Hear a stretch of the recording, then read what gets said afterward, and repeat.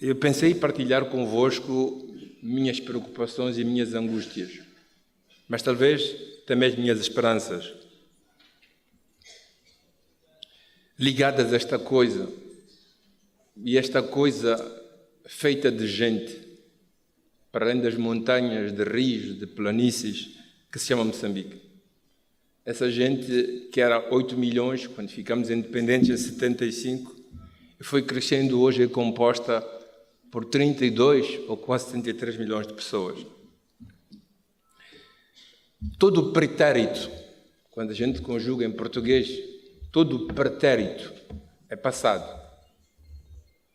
Mas nem todo o passado é ultrapassado.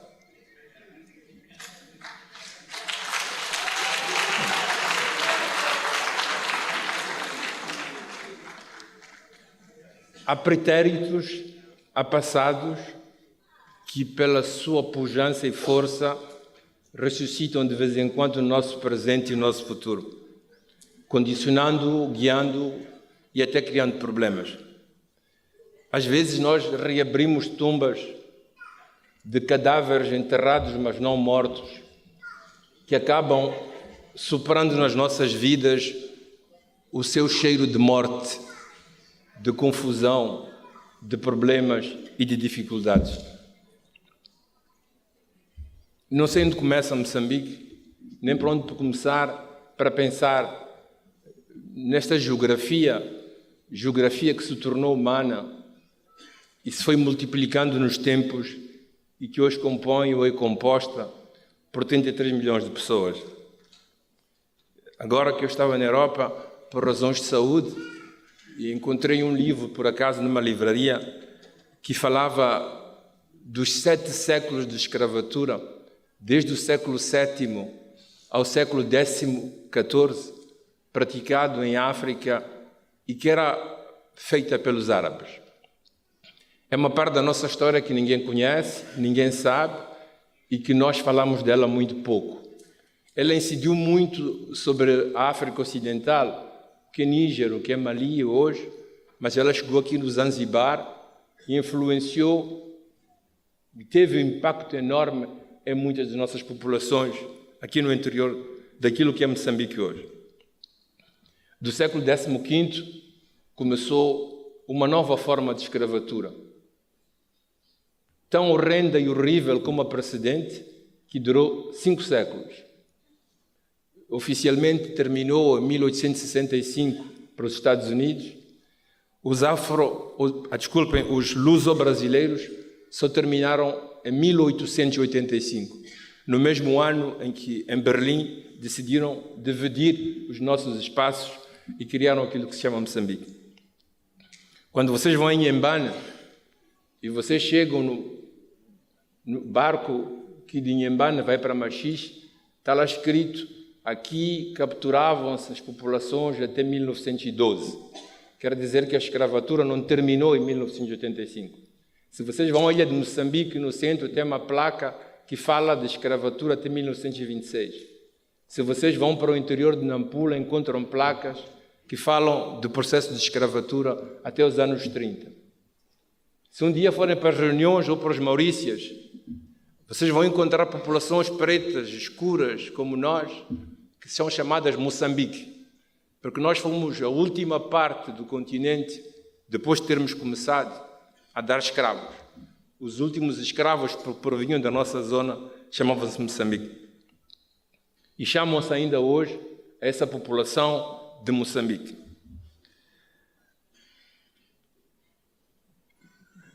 Depois de 1985, 100 anos, um século, foi o tempo do colonialismo.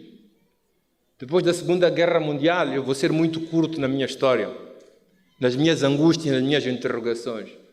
Depois da Segunda Guerra Mundial, em 1948, em Nova Iorque, declararam-se os direitos humanos da segunda geração. Decidiu-se que todos os povos do mundo tinham direito a ser livres, a se autodeterminarem, a serem independentes. Todavia, quando a Algéria disse eu quero ser independente, a França fez guerra. Quando a Indochina, que depois chamou-se Vietnã, decidiu ser independente, a França fez guerra. Quando Madagascar decidiu ser independente, houve massacres. Então percebemos que esta palavra autodeterminação dos povos não era para nós. Mas nós queríamos esta autodeterminação para nós. Mas quando os franceses foram derrotados de Dien Bien Phu, os americanos entraram em guerra, a guerra deixou de ser de Indochina, tornou-se do Vietnã. Então percebemos que as nossas guerras, apesar de não querermos alinhar nas ideologias que então lutavam no mundo ocidental, teriam que se fazer no quadro da Guerra Fria entre os capitalistas e os comunistas. E assim foi. Todos os nossos países tiveram que se alinhar ou à esquerda ou à direita. Nós, que falamos português, tivemos o azar de encontrar um Salazar que, contrariamente aos ingleses e franceses, não queria dar independências. Então tivemos que fazer luta de libertação. Em Moçambique, em Angola, na Guiné-Bissau, em Cabo Verde e em São Tomé. Precisamos da ajuda de alguém. É uma contradição. É que em 1948, o ano da autodeterminação, começam questionamentos angustiantes. Portugal é admitido na NATO. A NATO, em teoria, só podia admitir países democráticos. Portugal não era democrático. Era o único país não democrático. Foi aí que começou o conflito em Moçambique e Angola, que vai trazer a guerra de 16 anos. Em 1967, depois de Eduardo Mondlane ter tido ajuda da parte dos Kennedys, quando há a guerra de 6 dias, em que Israel luta contra os árabes, os americanos retiram o próprio apoio a pedido de Salazar e Moçambique é obrigado, ou a Frelimo na altura é obrigado a ir pedir ajuda à China e à União Soviética. Será por isso que em 69 Eduardo Mondlane vai ser assassinado?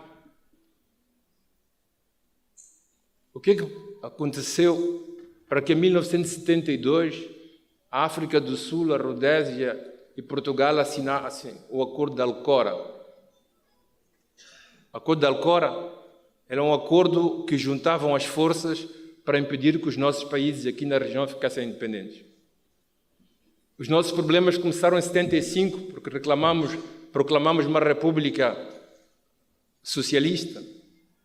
A verdade que quero vos transmitir das minhas angústias é que ficamos independentes em junho de 75 e em fevereiro de 76, para os mais novos que não sabem, em fevereiro de 76 já estávamos de novo em guerra. O exército sul-africano bombardeou uma zona da Beira, uma refinaria de gás e petróleo. Depois bombardearam Chiqualaquala, aqui, e Mapai, na zona de Gaza. Era o início de uma guerra que ia durar 16 anos. Chamou-se civil, mas ela acabou quando a guerra entre as potências terminou. Quando eles já não tinham mais nada a se disputar, porque uma parte tinha perdida, então a guerra chamada civil em Moçambique terminou. Ela matou muita gente, ela destruiu muitas infraestruturas, ela criou muitas inimizades. Fomos aos Acordos de Roma, mas prestem atenção, nós fomos aos Acordos de Roma como derrotados.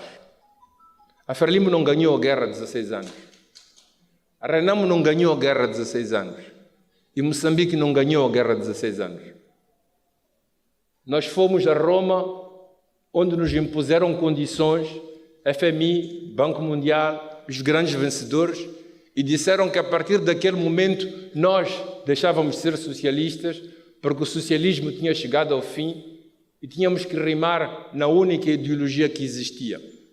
E essa ideologia era o liberalismo econômico, era o capitalismo. Ficámos capitalistas. Só que esse capitalismo, ou com esse capitalismo, nós perdemos o nosso contrato social. Deixamos de pensar que éramos 20 milhões na altura, que éramos 32 milhões, e começamos a concentrar o pouco de riquezas ou quase nada que tínhamos nas mãos de algumas pessoas. Começamos a perder de vista aquilo que é a razão do nosso percurso, desde a primeira escravatura árabe, a segunda escravatura europeia, o colonialismo, as nossas lutas, as nossas batalhas, que era para sermos livres, independentes e iguais, em termos de possibilidades para todos e cada um. Eu quero vos dizer que em Moçambique não falta peixe, também não falta na Tanzânia e Angola. Os peixes precisam de se alimentar. Talvez não falte peixe porque há muito sangue de cadáver. Talvez o número de homens e mulheres das nossas terras, deitadas fora, fuziladas, ou que se matavam para não cair na escravatura, era tanto, tanto e tanto, que o peixe pode faltar no Ocidente, aqui não falta. Há muita gente que morreu, há muita gente que sofreu, para chegarmos um dia a ser livres e independentes e construirmos um país. Quando chegamos à independência, recaímos em novas guerras. Quando nos impuseram acordos, como o Banco Mundial e o FMI, quero repetir, nós perdemos de vista o nosso contrato social. E hoje estamos a afundar na maior das mais controversas e mais perigosas guerras que um país pode ter. Hoje estamos a entrar, de facto, numa guerra civil, numa guerra entre nós. As pessoas tentam saber quem tem razão. Eu acho que isso não é pergunta importante. As pessoas tentam saber quem tem culpa. Acho que essa pergunta não faz sentido. Eu penso que temos que buscar a todo custo recusar a nossa unidade como sociedade para continuarmos este longo, duro, penoso caminho de reconstruirmos um espaço para que possamos ver como homens, nós, e possamos deixar aqueles que vão vir depois de nós uma oportunidade de ser homens e poder viver em paz. Eu penso que a palavra mais importante do nosso vocabulário e nosso dicionário devia ser Moçambique. Moçambique, para além das partes, para além dos partidos, para além das províncias, para além das etnias, para além das raças, para além das divisões, para além de tudo aquilo que possa nos fazer mal. Às vezes a dor cega, às vezes a dor não nos permite olhar para frente e fazer escolhas sobre o que é mais importante. A dor cega de tal maneira que provoca ódio, provoca contraposições, divisões, e metemos-nos a matar uns aos outros, a massacrar nos quarteirões, nos bairros, nos subúrbios e nas províncias. E quanto mais pessoas matamos, quanto mais morrem, mais mártires temos e mais vontade de vingança temos. Quanto mais pessoas morrem, mais nos dividimos. Quanto mais nos concentramos a matar entre nós, o gás não parou de sair em Cabo Delgado. Não parou nem um dia de sair em Cabo Delgado. Elon Musk não parou nem um dia de ter o grafite de Balama. Não há um dia em que os peixes não são pescados no alto mar, em que aqueles recursos que nós precisávamos para ajudar as nossas crianças nas escolas, os nossos doentes nos hospitais, na reconstrução de infraestruturas e do crescimento do nosso país, não são levados por outros. A violência e o ódio cegam e fazem-nos esquecer o que é o mais importante. O mais importante é Moçambique. E para ter este Moçambique, temos que nos reconciliar entre nós. Esta devia ser a palavra de ordem, na cabeça e no coração de cada um de nós. Por quanto mal nos tenhamos feito, por quanta dor possamos ter, os homens que conseguem avançar na vida são aqueles que conseguem priorizar o futuro. Dizer que no altar do futuro podemos e devemos sacrificar todos os passados e todas as dores. Nós precisamos de paz. Nós precisamos de nos reencontrar. Nós precisamos, para ter paz, para ter um reencontro, precisamos de justiça. Vou terminar com isto. Qualquer filósofo que se respeite, qualquer teólogo que se respeite, qualquer estudante de direito que se respeite, como são alguns colegas dentre nós, a um momento ou no outro da própria existência, estão confrontados com esta ideia de justiça. Aliás, o direito fez da justiça a base fundamental da construção de toda a arquitetura do seu grande edifício de leis, de constituições e de direito positivo que nós conhecemos. Cada filósofo que se respeite tem uma sua definição de justiça. Às vezes, justiça é fazer pagar e confunde-se com vingança. Às vezes, justiça confunde-se com vingança, confunde-se com ódio, confunde-se com a necessidade de ver o outro a sofrer, fazê-lo pagar pelo mal que nos fez. Eu costumo chamar a justiça uma mulher, uma costureira. O que é que faz uma costureira? Uma costureira pega numa agulha, pega fios diferentes e com muita paciência e tenacidade cose. Junta cores, junta tamanhos e faz uma camisola que nos aquece nos tempos de inverno. Quanto mais fio ela mete, mais a camisola é quente. E quanto mais cores ela mete, mais a camisola é bonita. A justiça não tem que ser vingança, não tem que ser fazer pagar, não tem que ser fazer mal, não tem que ser impedir a felicidade ou a sobrevivência de outros. Tem que ser uma capacidade de pegar fios dispersos, irmos cozendo com as nossas diferenças, cozendo com as nossas alteridades, cozendo com cores diferentes, com etnias diferentes, com partidos diferentes, com sensibilidades diferentes. Só assim se constrói um país.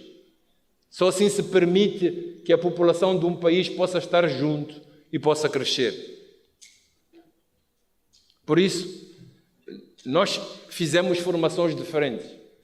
Nós fomos estudar engenharia, é a maioria dos nossos estudantes.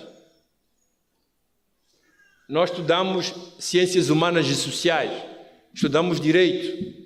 E parecia que a nossa missão fosse de fazer crescer Moçambique, praticando com ética e deontologia, como vocês leram aqui, aquilo que aprendemos e disseram vocês na leitura, a última palavra era para o bem da humanidade e para o bem de Moçambique. Parece que essa fosse a nossa vocação.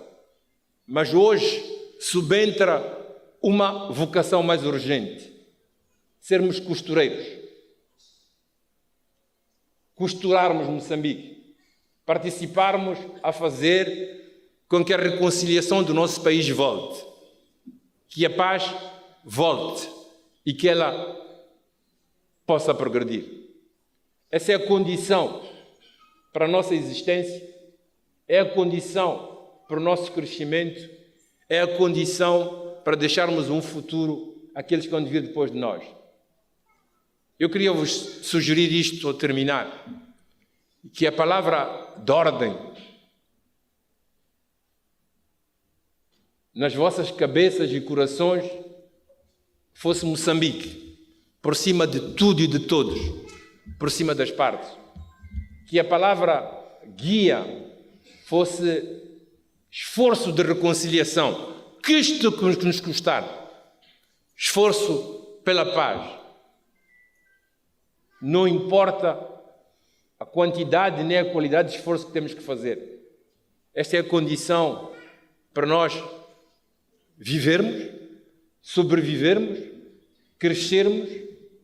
Esta é a condição para legarmos aquelas famílias que nos trouxeram, que estão atrás, mas aquelas famílias que estão em frente, que vamos construir alguma coisa, algum espaço, alguma possibilidade de se realizarem e de encaminhar-se em direção à felicidade. Então, a universidade não dá diplomas, dá missões.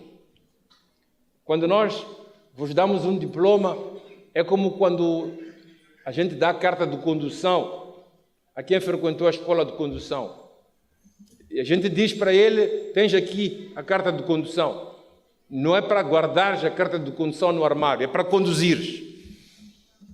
Ninguém faz a carta de condução para deixar no armário. É para pegar no carro e conduzir. E quanto mais conduz, mais prática tem.